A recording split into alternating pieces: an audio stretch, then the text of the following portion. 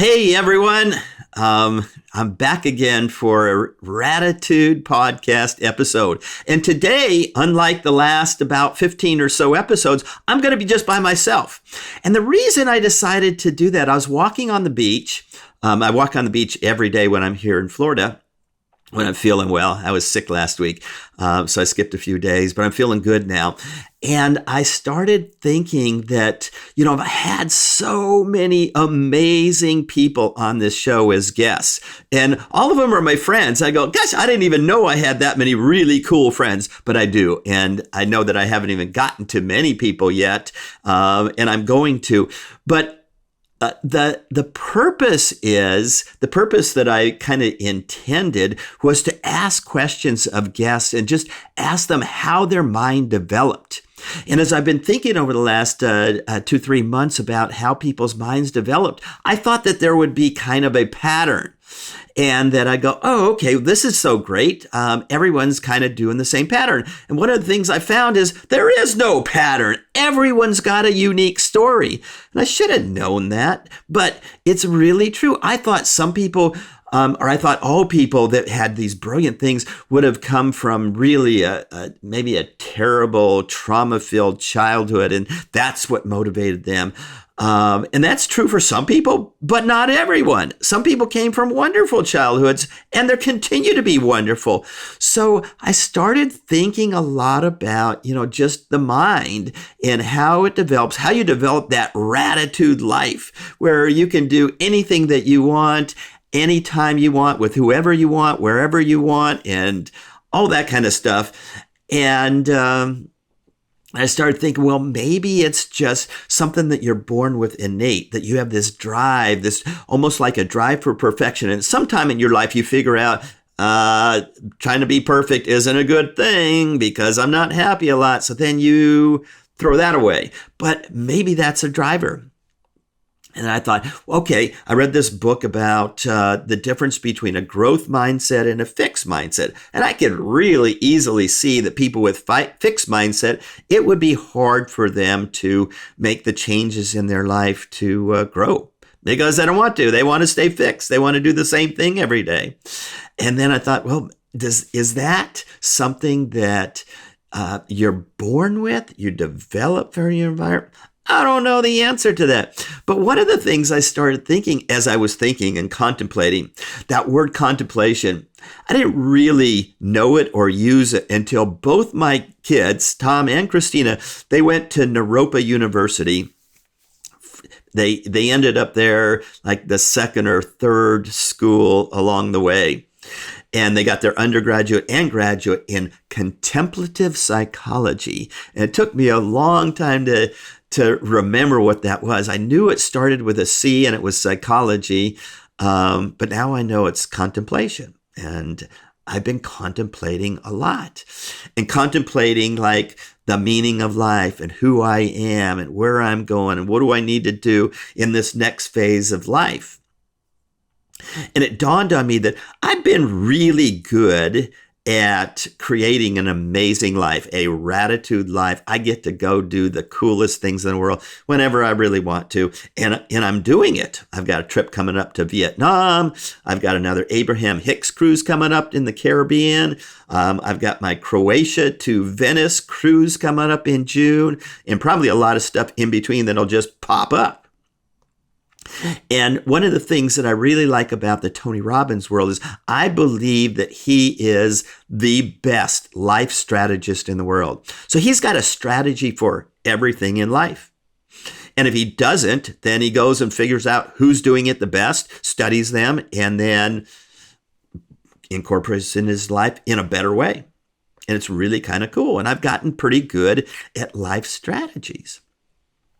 But one of the things that I'm feeling in the last several months, and I've talked about this in various ways. I don't know if I should compare, but there are people out there that, in church, they sit there and they feel something special from God.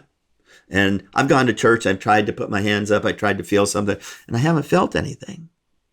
And now I'm in this world with Abraham Hicks people and channelers and all sorts of people that hear things from outer space or the non-physical world. And I'm wanting to do that too, going like, why can't I do that? And I'm working with Claudette Anderson, who talks about the inner God truth. And I'm wanting to hear that. And I'm not hearing, or I think I'm not, or at least I'm saying I'm not. And I start thinking about that and go, well, is that really true also? Because there's times when I do. And the best example, or the example that I could think of fairly recently, is this lot that I purchased in Santa Barbara to build my dream house on a cliff overlooking the ocean, where I'm just going to sit there and meditate and write and be connected to God and the universe and source and everyone and be filled with love. But the way I found it was pretty magical, mystical, connected, channeled, I don't know what, but it was not a strategy. It was something else. I can't describe it. And so I have had those experiences. I just want to have them more. I want to know. I want to be channeled. I'm actually having a channeling session tonight with a friend of mine from Bali who did a past life regression with me and did some channeling with me. And her process for channeling is to connect to what she calls your soul essence. So that up here somewhere, I have a soul essence and she can hear my soul essence. And I go, that is like so cool. I want to hear my soul essence. And so that's what I'm working on. And I have a spiritual guide named Grace, and she believes that, I've gotten really good but sort of stuck in my lower levels of consciousness. If you believe in the chakras, 1, 2, 3, 4, 5, 6, 7, some people say there's 18, I've heard, but at least in the Dr. Joe world, he calls them energy centers.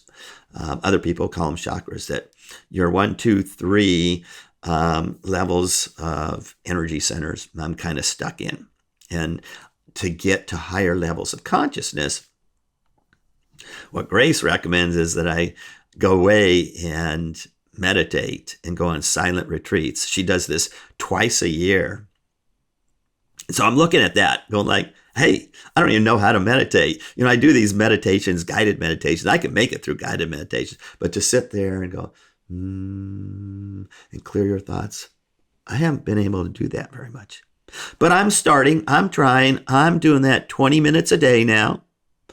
And trying to focus on my breathing, not guided meditations. I set my timer for 20 minutes, and I'm waiting for a mystical experience, an awakening, becoming alive. I think I kind of am.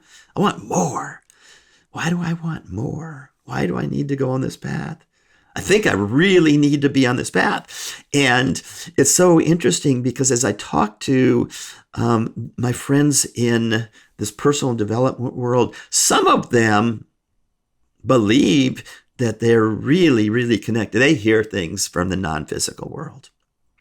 A couple of people I know have levitated. I've never seen that. It would be really cool to see someone, to be that person. But there are people that tell me that they have levitated. Now, my eyes were closed in both these instances. So I don't know. All I know is as I keep growing and learning, I found that the more I know I don't know. And the more I want to know. And yet, I think the key is to just believe that you know, to believe that you do have these magical experiences. Do believe that you are connected to a God within you, or the universe, or source, or a higher power, or the Holy Spirit, or whatever you believe in spiritually. But the key is to actually believe that you do. Sometimes in the absence of evidence. And as a former engineer and kind of grew up with that kind of mindset, it's a challenge. And just as I said that, it's a challenge, I know that was the dumbest thing to say. I shouldn't say it's a challenge. I just say, hey, I got mystical experience all the time. And if you think about it, just think about it. I'm sitting here on a Zoom-like recording. It's not Zoom, it's Riverside. And somehow in that screen on my computer, I could see myself, and it's recording me, and it's recording it in some kind of digital somethings, and it's recording it someplace over here in outer space or in the cloud or wherever. And then my good friends are going to edit it, make it more polished, add some music to it. And then in a couple of weeks, they're going to send me an email that says, it's uploaded to your YouTube channel. And then Kristen, one of the members of my team, is going to post it. And then I'll copy it and post it to my Facebook and Instagram links. And then millions of people are going to watch it. And that's a pretty magical, mystical thing in itself, isn't it? I mean, like, isn't it amazing? Isn't life amazing? Doesn't life get more and more amazing every single day? And just as I was saying it, I looked up on my screen to see where I was time-wise. And I was looking because I'm reading a book about TED Talks. I want to do a TED Talk. And in this book, they say that the magical amount of time to do a TED Talk is 18 minutes. And I've been doing these recordings now. They're anywhere from 40 to 50 minutes. But today I told the technician, Oscar, that I'm going to go for 18 minutes. He goes, go for 22 because we cut it down a little bit. So it'll be 18. I said, okay. But I looked up just at that moment. And guess what time it showed? I guess might be 18, but it's not. It's not there yet. But it was 11:11. 11:11. Now, again, I don't know what that means. It's 1111. 11:11. But a lot of people that I'm connected to now think that 11:11 is a pretty magical time. In fact, I took a picture the other day. Let me see if I find it. It was kind of cool. It was of my phone. Look at that. 11:11 is when I took this picture of my phone. I did a screenshot. Oh, by the way, see the picture there? My wallpaper, is that what you call it? That's my bedspread. Isn't that cool? I think it's really cool. I think it's the best bedspread in the entire world. I've been waiting my whole life for that beautiful bedspread, and I sleep so well with it. It's just the most amazing bedspread ever. But 11:11. So, is that a magical number? Is it magical because someone declared it to be magical? Or did someone channel that from somewhere up there, the non-physical world, and said, anytime you see 11:11 or 2222 or 3333 or 4444 or any of those repeating numbers, that magic happens. But why would that be any different than, say, 1234 or 2783 or any number? Or maybe everything is magical. Or maybe nothing is magical. Everything is science. I don't know the answers to this, but I'm on a mission to try to figure this out. And I think that's the next stage of at least my journey. And I'm really committed to this. I want to figure out why I do the things I do and why I don't do some of the things I really want to do. I'm still not great with getting my paperwork done. I procrastinate. Like, why do I do that? And then I might be late on a bill and then have to pay a late fee and go like, that's the dumbest thing ever. And I'm a really smart guy. Like, why am I doing that? Then I have this desire to lose some weight, to get back into running shape. I want to run the Budapest Marathon. My family's from Hungary. I want to run the Budapest Marathon But I don't want to just run it, like to run it. Like I've run marathons before. That's not a big deal. I want to run it to win it. Not the whole thing. Okay, I'm a little bit old to win the whole thing, but to win my age group. And so I need to lose a bunch of weight to get back into that kind of shape. And so I'm committed to it, right? I even made this great form so I could track myself. It's over there. You know how long it's been since I filled out the form? I filled it out this morning. But before this morning, it'd been probably a month, even though I'm so excited about this form. And the form includes things like consecutive days of not drinking a Coke. This morning when I filled it out, I put 0. I had one yesterday. And I don't want to. Like, why am I doing that? I want to discover the answers to why am I doing the things I'm doing and why am I not doing the things I'm doing in order to move into, I don't know, this next phase of life, more aliveness, more awakeness. I want to be able to talk to God, talk to the universe. I want to appreciate the universe more.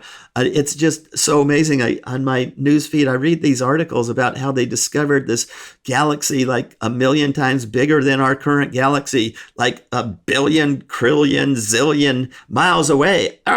Like, how can someone even discover something like that? Yet they do. There's people really smart out there that are discovering the most amazing things as part of the universe. And then we're all connected. I'm connected to that universe way out there. Now, I've got friends here in Naples that sit on the beach and they talk to extraterrestrial beings. They asked me to join them and I said, no, I don't think so. I want to do that. And I thought about it afterwards. I kind of do. It'd be fun to talk to an ET person. It was cold that night, so maybe that had something to do with it. Or maybe there was some other influences that I didn't want to participate in. I didn't say any of that, did I? Anyway, there's so many things out there that I just don't know that I want to know. And so I'm on this journey. And I think in this journey, I'm going to turn even more inward than I have. I was listening to Abraham Hicks again today.